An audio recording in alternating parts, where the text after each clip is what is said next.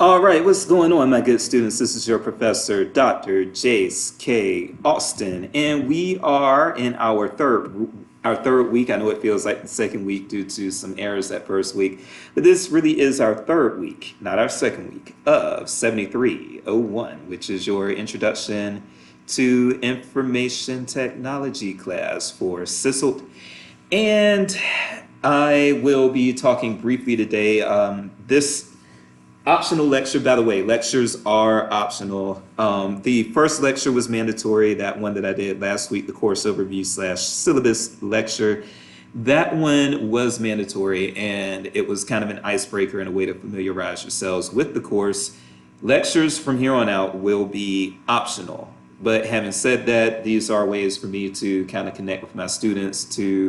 These are ways for me to, connect with my students and give my students a chance to connect with each other. It humanizes me in a little way so that people aren't as intimidated by me as they may be otherwise, and hopefully people upon seeing these will see that I am not somebody to be particularly intimidated by, but you just never know. It's never really known how people are going to receive you until, well, until they start talking.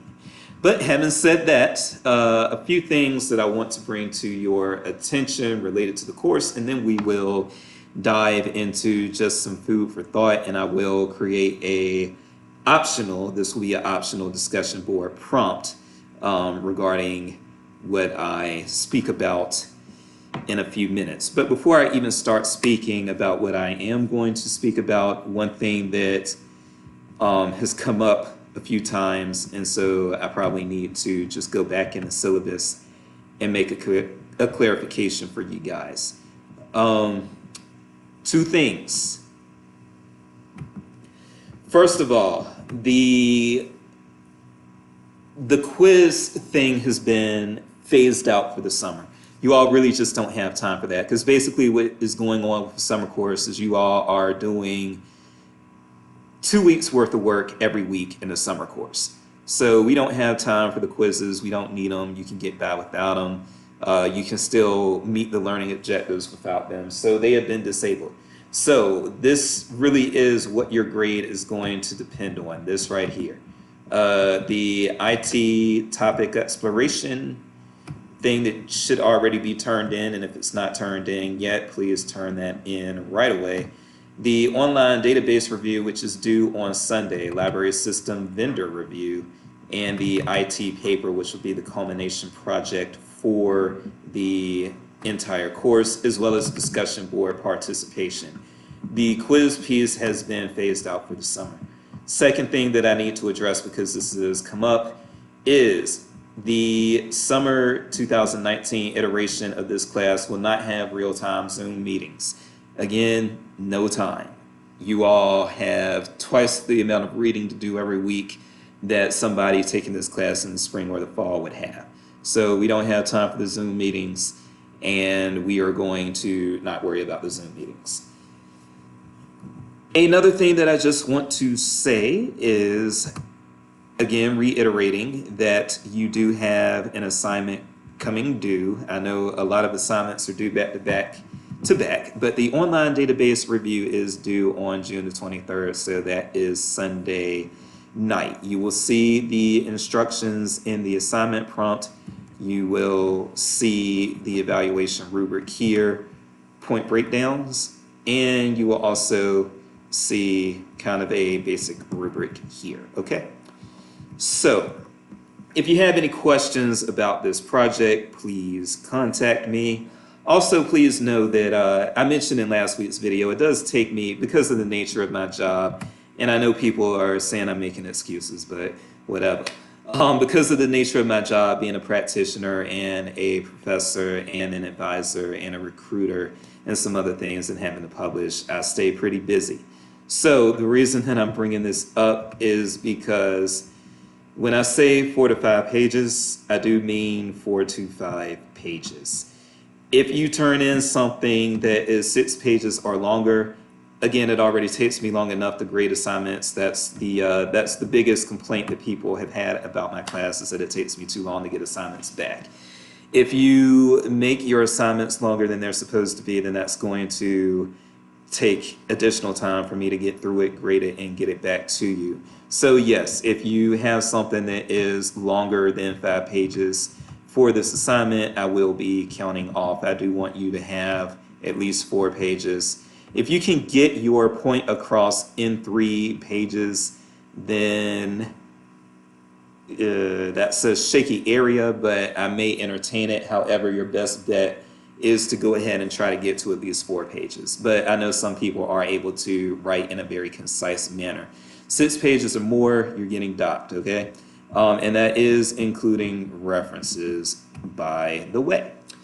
So keep all of that in mind. And again, your citation style is APA format. If you need some help with APA, then please review the Purdue OWL. Or if you've got the APA citation style guide handy, then of course that is something that you can use as well.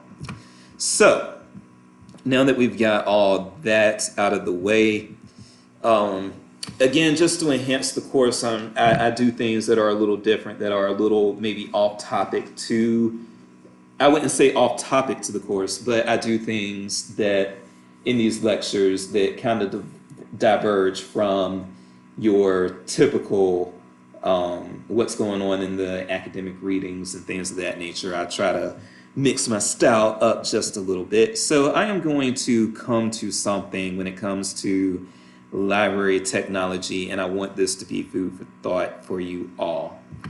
So some of you may have heard about this story. This was a big story about a year ago. A couple of men were in a Philadelphia area Starbucks, and an employee called the cops, and the men were arrested. The men were, they hadn't bought anything, but then again, neither had some other patrons at the, neither had some other people who were in the Starbucks apparently had, there were other people who hadn't bought anything, but these 2 gentlemen were targeted in particular, and they were waiting for a business acquaintance of theirs. So one thing that the reason that I want to kind of bring this up is because relating this back to library technology, one thing that I am going to say is that a lot of people who go to Starbucks, whether they are actually buying anything or not, they are there to take advantage of the Wi-Fi, and they are there to use it as a meeting space, which is what these gentlemen were apparently doing. I don't know if they were using the Wi-Fi, but they were using it as a meeting space. And one thing that I was saying to everybody after this incident happened, everyone who would listen to me, one thing that I was saying was, hey, I'm going to keep it real. Yes, I think that what occurred here was wrong, but I would also say that the library is a place for everyone, and everyone is invited. The main thing with the library is that you should not, the main thing with the library is that, you know, you should not distract other patrons when you are using the library as a meeting space or you are taking advantage of library Wi-Fi. But you know, this is taxpayer, tax-supported library Wi-Fi that we offer to our communities. And so one thing that I hope that in your professional practice that you will always be aware of is that there will be people who come into your libraries to meet with people and to take advantage of the Wi-Fi. And there should be no pressure on these people. Unlike in Starbucks or in some sort of for-profit business, there should never be any pressure on library users to purchase anything or to check out anything or to do anything other than to be there to meet or to use the Wi-Fi that is provided by the library. So the reason that I say that is to say that I don't think that these gentlemen would have been criminalized the way they were at Starbucks had they been at the library. And there is a discussion to be had as far as when you're in a for-profit business, should you feel compelled in any way to provide Wi-Fi in a meeting space to people who are not actually paying for anything? And so that's something that, I'd be interested in seeing you all discuss in that optional discussion prompt is, was Starbucks right in this situation? Were they wrong in this situation? How would it have gone differently had this been done in a library?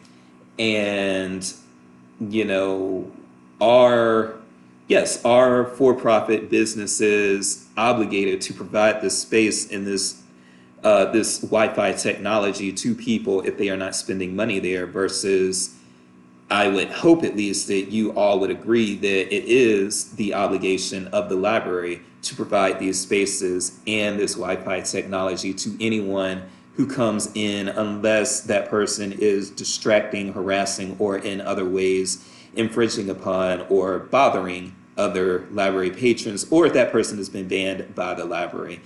So those are some things that I want you all to kind of think about and share your thoughts on that optional discussion prompt that I am going to have.